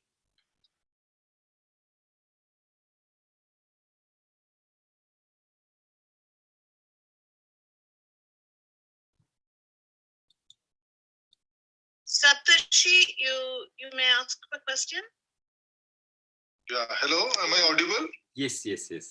Today you're on Clubhouse. Yes. Yes. So can I ask two questions? Yes, of course. See, one is, second question will be more philosophical. First, I want to ask about some practical issues. Like Sanal has very easily said that people who don't follow religion can very easily live. But is it little ironic because Sanal himself did not follow religion, and he protested against religion, and he had to go to Finland. So there is a practical issue in this, that people who disown religion, or they in daily life, if you are staying with religious people or people who have faith in India, anyway, it is all mixed up. And it is very difficult to express yourself freely. The freedom of speech and freedom of expressing yourself is little bit limited, because the position the people without religion take, it seems very offensive to the people who have faith. And sometimes it also goes to violence also, and other type of problematic issues always happen. So while the religious people can openly flaunt whatever they want to do, whether it's a Hindu person, Hindu people, they can take out a procession during their festivals, or a Muslim can, every Friday I take a route. I have to be careful because they go through namaz on the particular route, so I take a different route. But for a person who is non-religious, even if he has to speak something which is rational, he has to be very careful, and he has to think that he is not offending someone. So what is your means? It is easy to say, don't live your life as you want to live. But even in India, in certain places, it is easier to live as a non-believer, and in certain communities, I know it is very difficult in certain religious community or even linguistic community. It is very difficult to go against the grain, and one has to be really, really careful to come. It is something like coming out. We say for LGBT community that they have to come out from the closet. It becomes something like that. So what do you say to that? And then I will ask the second question. Yeah, that's an important question. I'll answer that. For example, if you want to leave a faith, nothing is going to affect you. It's a question of your personal choice. Nothing is going to affect you. But when you want to articulate it, when you want to become a champion of it, when you want to pioneer it, when you want to talk to people against their will, and when you want to be a campaigner for it, then sometimes you may have to, face consequences. For example, in my case, I've been living as a non-believer from my childhood. I've never been a faithful person. But when I started speaking publicly, when I attended televisions and spoke, as you all know, in hundreds of television programs about my views and wrote articles and spoke public meetings, there are, of course, there is a counter position, and I become more powerful. Yes, there can be consequences for that. And I left not because of my non-belief. I left India because I had a security problem based on exposing a fraudulent miracle. So if I was not going to a church, or if we're not going to a temple, I won't have any problem. But when I go and expose something against the huge economic interest of a miracle building, and when I articulate it, when the whole establishment is, facing its consequences because of my campaign, well, they are unhappy. Well, at that time also I had a choice. All they asked is that I should apologize. And I'm a very principled person on these kind of things. And whatever is the consequence, I'm not going to apologize to anything when I am clear and convinced about my position and whatever consequences I'm willing to take. That's the kind of courage of conviction that I have. And that's why I have to take very strong decisions. But for a person just leaving the faith and thereby gaining the enormous strength that he has, there are millions and millions of people in India who left faith and who have experienced the exuberance that they have, the kind of new life and energy that they have, without fear of consequences, without fear of the gods and demons, and without the fear of hell and afterlife, and practicing their life in a very good way and feeling it, the difference. But when you champion something, when you lead something, you have to have certain consequences. And sometimes, people who lead movements, sometimes who take very big slogans forward. Well, for example, when Martin Luther King, Jr., when he wanted to tell that, you people should not have, his community, the black community, he said that you should not have any feeling of deprivation, you should have self-respect, you have to come out. Well, he has to face the consequence. He was shot dead. That doesn't mean that those people who came out by having self-respect were not liberated. The people who lead, people who make adventurous advancements for the positions, sometimes have to face the consequences. And when we are willing to, face the consequences, that's part of the game. I've been willing to take any kind of consequences, to stand on my principle, to show us an example that I cannot be succumbed. If I succumb and surrender and apologize to the kind of pressures that I was upon, things were easy for me. But I wanted to, not only for myself, but also for all those people who see me as a model, I wanted to show that, well, there are people who would not succumb to pressures. So that's a different position. You cannot compare that with the person who leaves the faith and gain the strength because of that. And that is possible for anybody and everybody. But if you become an activist, if you want to lead a movement, if you want to advance positions, and if you want to counter the force of reaction in a leadership position, sometimes you may have to face consequences. That's a different thing. That's an altogether different thing. So I would differentiate both these together. And I would call people to come out from the clutches of faith and smell freedom and experience freedom and feel the life in the fullest possibility of its fulfillment and get elevated to the heights of life and enjoy the life in the fullest form of it by enjoying the fruits of civilization, enjoying the fruits of our technology, enjoying the fruits of our art and culture, and enjoying this life and here, and enjoy it the best way possible and have exuberance. That's something very different. Thank you. Shall we have the next question? Yes, but in this question itself, I just want to debate with you one thing. Yeah. See, without knowing the law, if you leave faith is also difficult because there is Hindu succession law. Then if a Muslim person who is married under Muslim law suddenly leaves the faith, his marriage gets null and void. So don't you think people have to be more practical than just leaving? Because I have seen many people who leave and then have a lot of fight with their own family and a lot of issues. The father is so rigid, he will not give it the share of property, or the brothers will create problem. This type of issues come up more than the champions. I am saying the relatives themselves create a lot of issues. Yeah. You have always a choice to succumb and surrender and get the fruits and benefits. Get the ice cream and sit in the prison. That's an option you have. If you want to get the ice cream only in the prison, you have a freedom to sit in the prison and get the ice cream. Similarly, let me complete. Similarly, I have hundreds and hundreds of friends who came from religious families.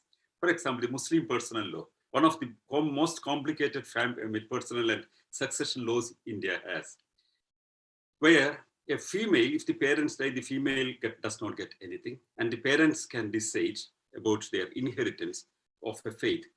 But if you go against the political will of a father, if the father is Congress party and the son is, for example, with BJP, and if the father has earned some property, he can decide not to give that property. Because anyone who earns a property can decide whom he has to give it.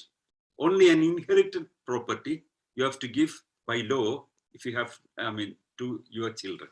Earned property can always be given to whomsoever you want. So if you cannot even change your political views, then The father can be Congress and the son joins BJP and father says, no, come back to Congress. Otherwise, no, you don't get a share. So then what one would say? But I would say that go and have a little property. I don't want it. I would say that. I would say that.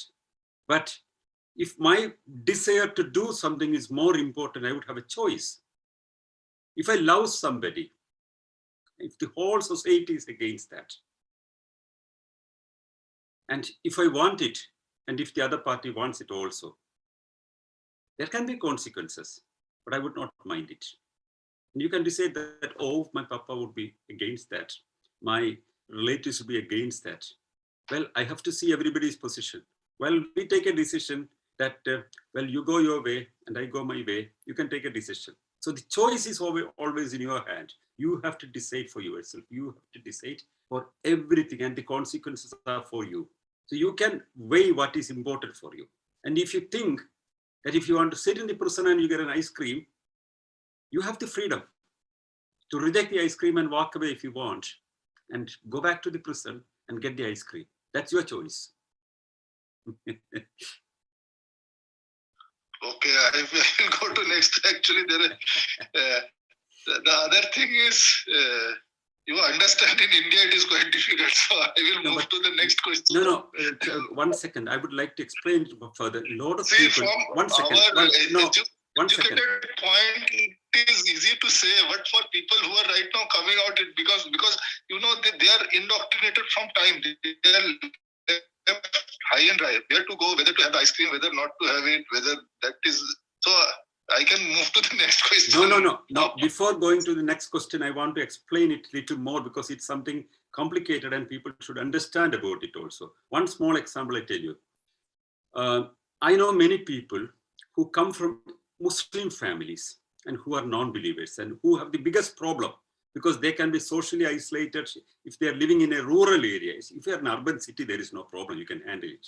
And if you're dependent on your parents' money for your future, then sometimes, it's all difficult. That's why I said, if you take a different political position, and if parents decide, go and marry this girl, we have opted this girl for you. And you can decide, no, I like somebody else actually. You can decide. But if you don't take your parents' position, maybe they can be angry and they cannot give you a property. So it's your choice. Go for your love or go for the property and go for parents' little money. That's a choice you can take. That's what I said.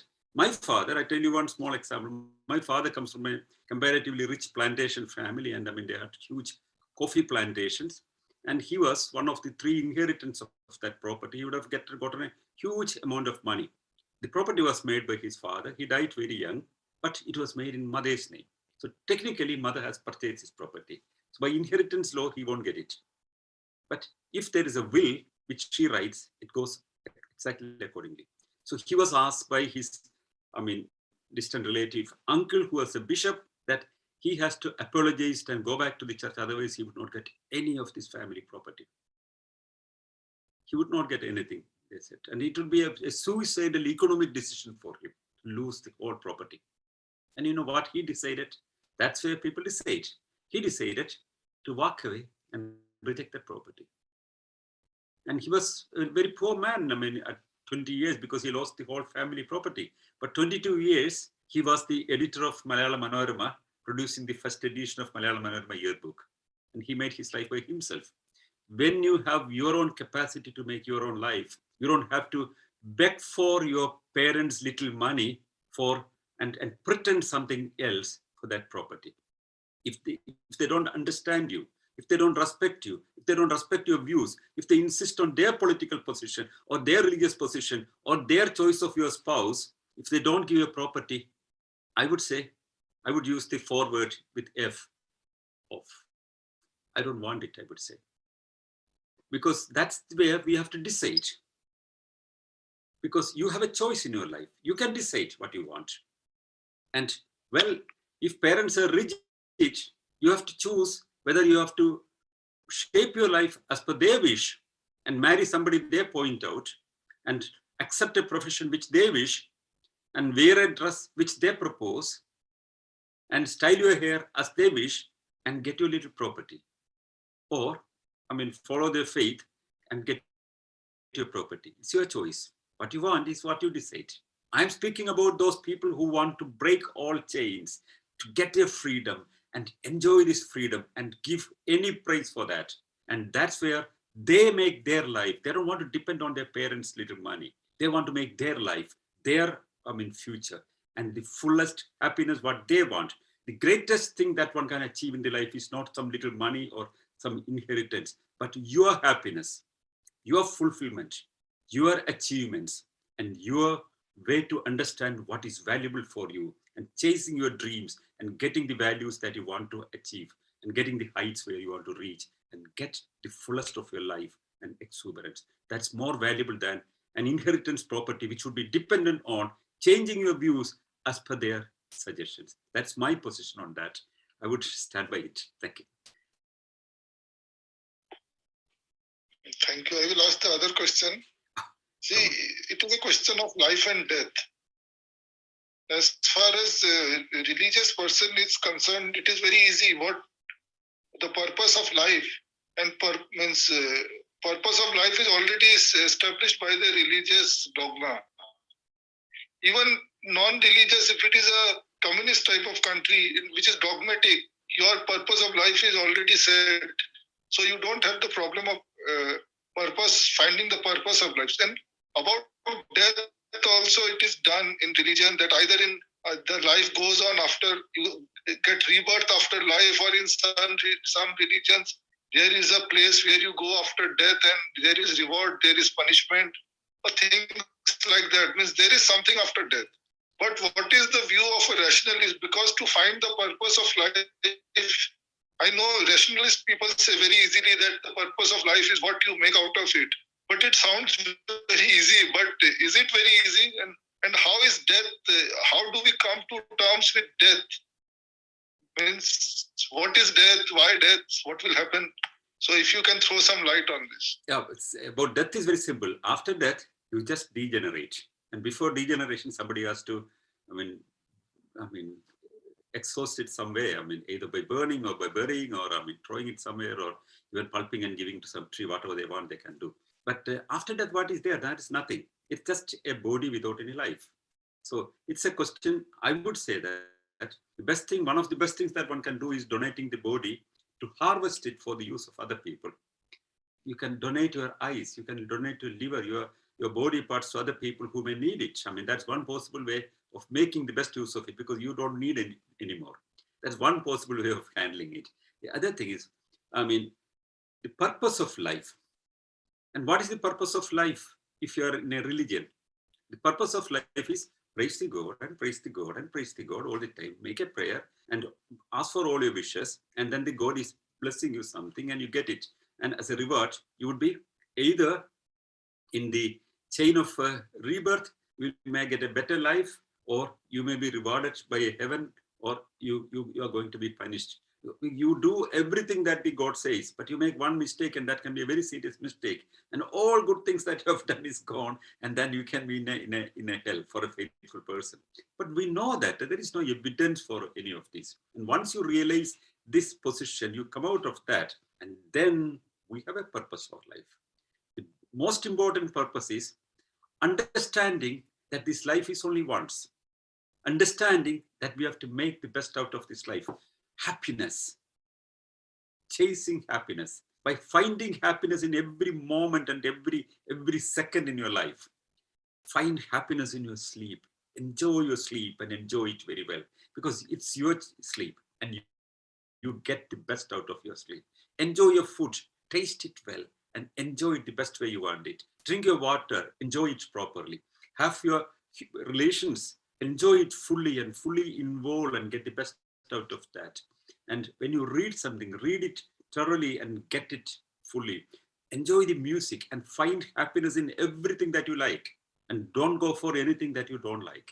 Do only things that you want or that will be good for you, but not only for you, because we are living in a society. Also, what you do for your good should not be against the interests of other people around you.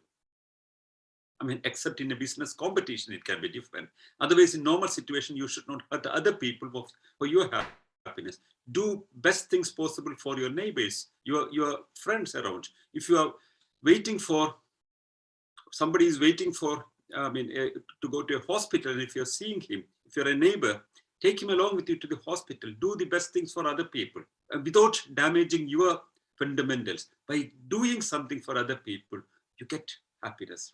By doing something for your happiness, you get happiness. When you do something for the whole world, you get happiness. For example, we know that the carbon emission is going to be dangerous. And if you do something, even by purchasing something that would have less carbon emission, you're contributing something to the common welfare.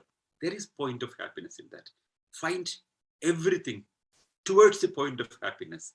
That's the greatest thing, that the whole life of the whole entire planet life is going behind the sense of happiness. That's the key to continuation.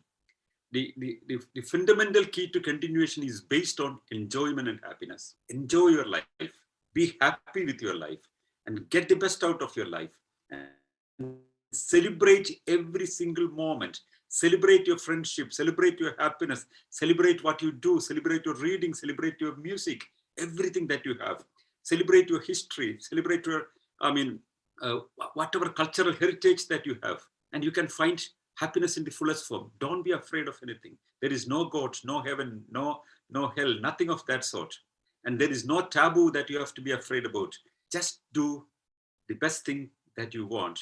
And every time, think reasonably whether you're doing it rightly or not. If you made a mistake also, the world is not going to end with that, and the heavens are not going to fall because there are no heavens. But you can correct it and go forward. You can make mistakes, but you try to make the best thing. Still you can make mistakes, but still it's not a sin. You can correct it and go forward. So that's the spirit of a person who is free, and who is free from religion, freedom from faith, and freedom from all these kind of clutches and chains. And it can be experienced only really, come out of all these faith and religions and all these kind of clutches. If, of course, as you said, there can be a limitation. What's the limitation? If you are in North Korea, or if you are in Saudi Arabia or in Iran, things can be different. Or in present-day Afghanistan, things can be different. They are helpless people who are entrapped there. But for most of the world, still, you can have your freedom. But in many places, there are underprivileged people. I fully understand that in sections of societies also, there are people who have difficulties in coming out. But then that's why we have to find ways to help them to come out. If they have consequences and problems, if there are legal troubles, if there are practical troubles, there should be social support for them to come out. So that all we have to take care of. I mean, when we have this kind of a movement going on, for example, if somebody wants to marry across the caste or religion, and if there is social consequences, there should be an organization supporting them, giving them legal support. And if there is other consequences they get by social isolation by some fanatic groups, they should be socially and otherwise financially supported. That's why collectively we should do many things also. But at the end of the day, it's a decision of the individual. It all begins from there. To be free from faith, from religion, from dogmas, from superstition, from gods, demons, spirits, and all these kind of things. Thank you. Thank you, Saptarshi, and thank you, Sanal. And we're done with the questions, I think. I mean, there's no one in the list. So, Shubhi, do you have anyone? Yes, I'll just see once again if there's anything. Otherwise, we can conclude the meeting.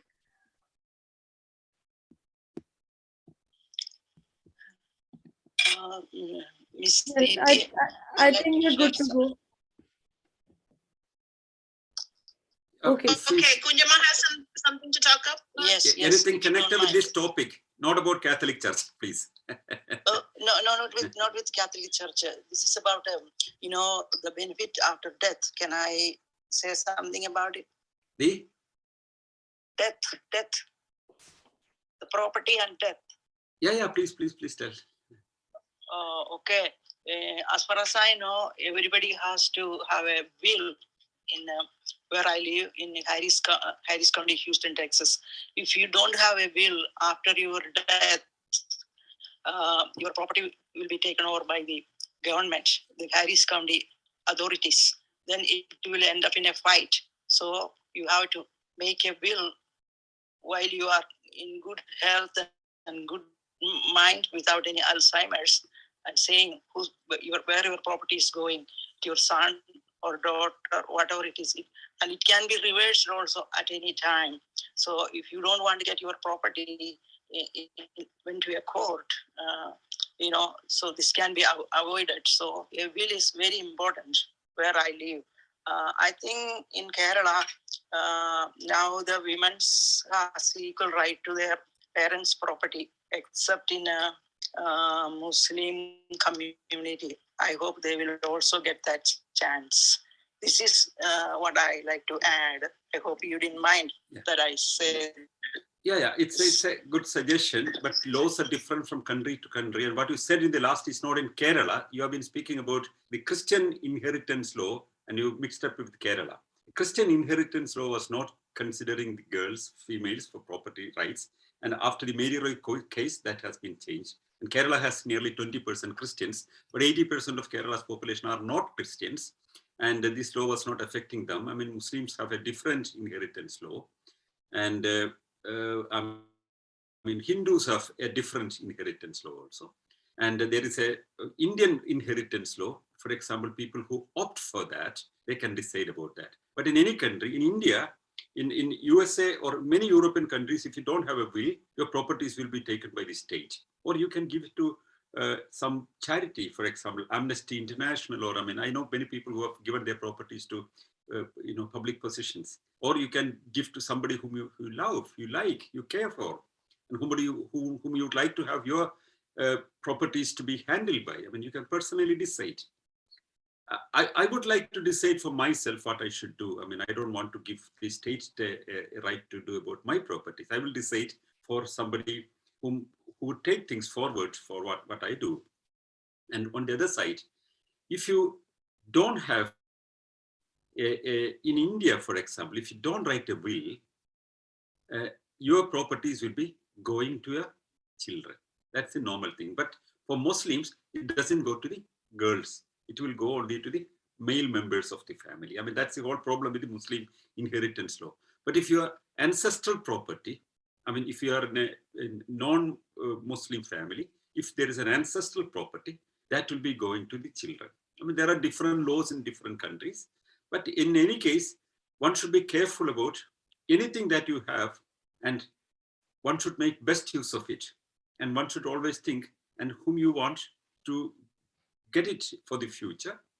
And that should be your choice and your interest. And most of the time you like your children to do something for you, and to go to them.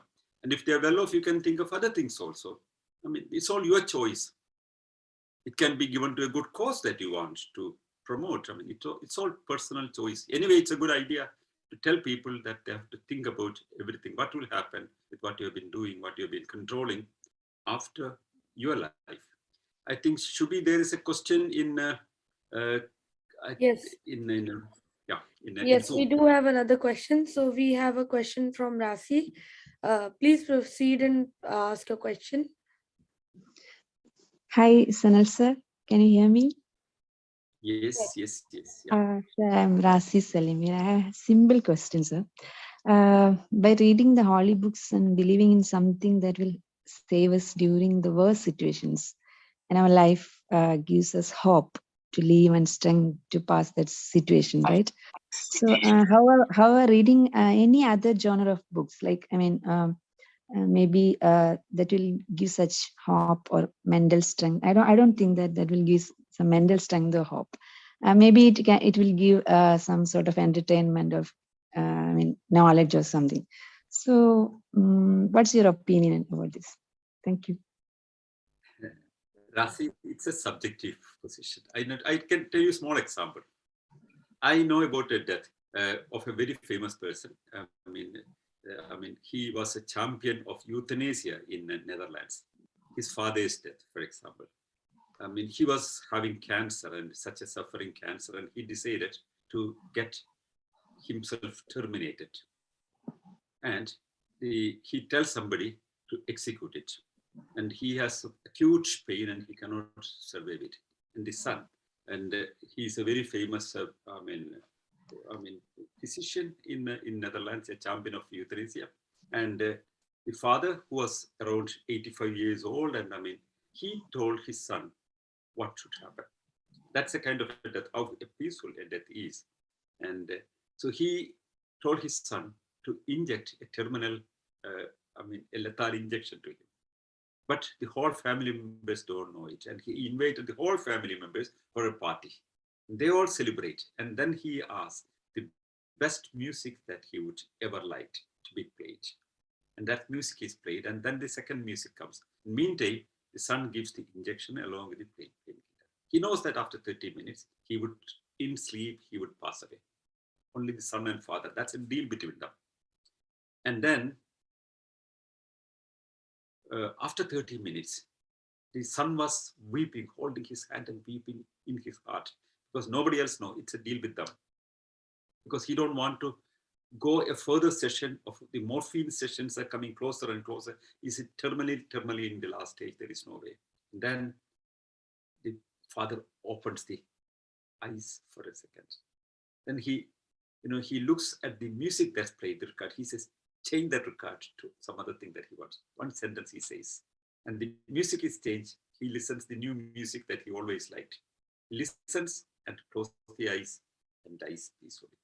And he himself, the son himself, spoke about his death in a huge public meeting in Amsterdam, where I was also sitting, and the whole crowd was standing. He was himself weeping, telling about the story, and the whole crowd was clapping, and he was crying there. That's a beautiful death, I would say. Another death, I would say, of Voltaire. Voltaire was a great atheist, and he was suffering. And he was ill, very old, and he wanted to listen to music. He knew that he was dying. He wanted to listen to music.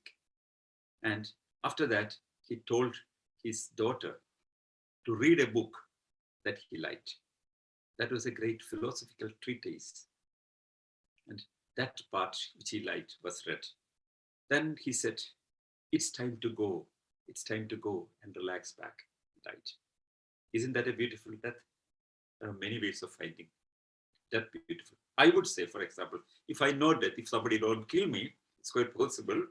Or if I don't die in an accident, if I have a normal death, and if everything is in my control, somebody who is near my bed, I would say to play the best music that I like. I would like to hear that and pass away. That also would be beautiful. That's how I see it. Another way of possible dying is Sigmund Freud.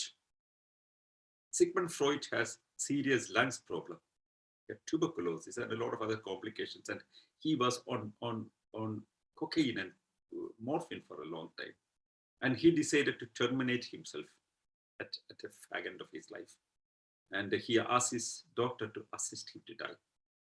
And before dying, he said he should listen to one of the best essays that he has written by somebody reading it.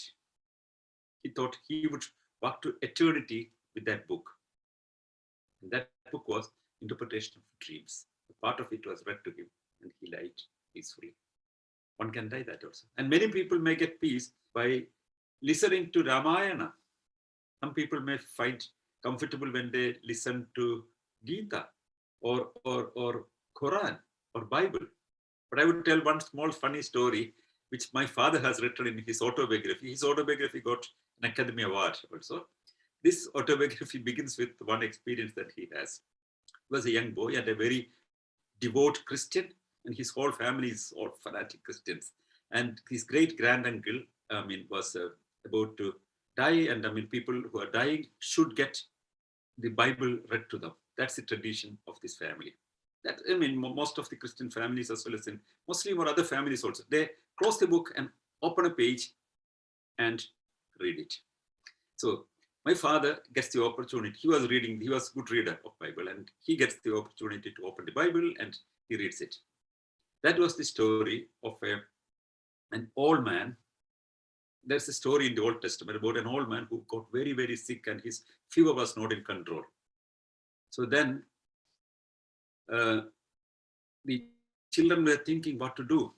And then they found a solution to bring a young girl from Shunem city and bring to him and ask the lady to sleep with him nude. And therefore, the lady was brought in and he got the warmth from the lady and he got revived. That's a story in Bible. This was, by a coincidence, this was the passage that came. So he read this passage. Then immediately the old man who was almost dying, he said that, I also want a lady from Shunem. That was the response from this guy.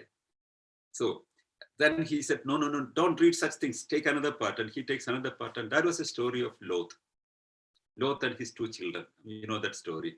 After Sodom Gomorrah was burned down, that's a biblical story. Lot and two children goes there to a cave. They think that everybody has gone.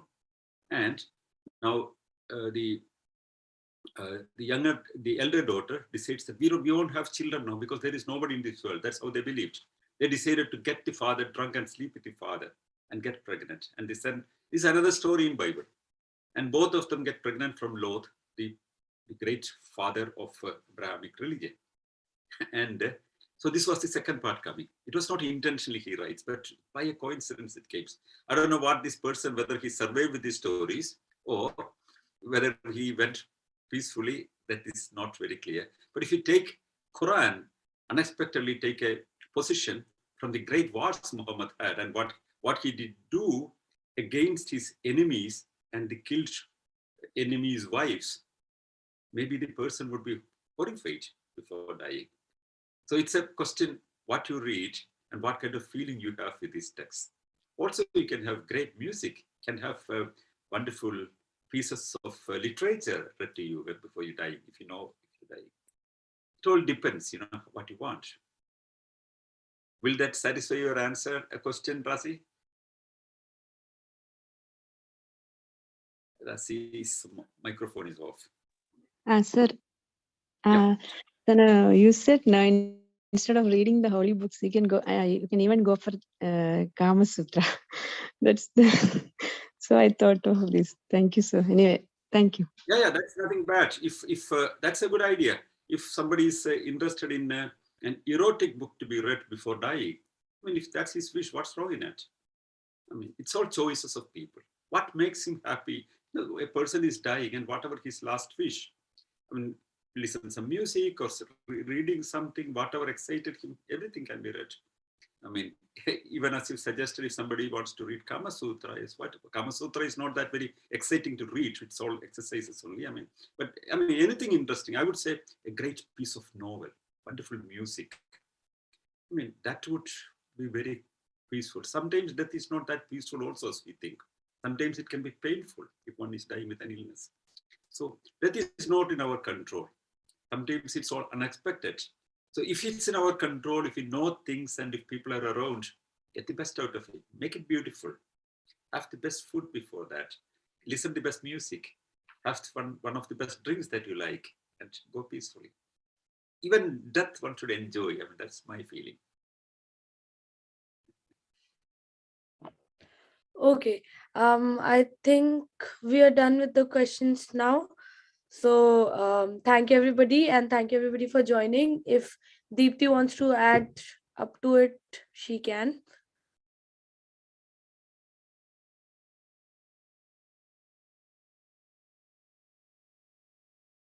We are done with questions here too. And thank you again, Sanal, and thank you all the participants. We will see you again with a different topic at the same time next week. Thank you. Yeah, thank you very much. Thank you, Shubhi. Thank you, Deepti. Thank you, everybody who participated, and goodbye.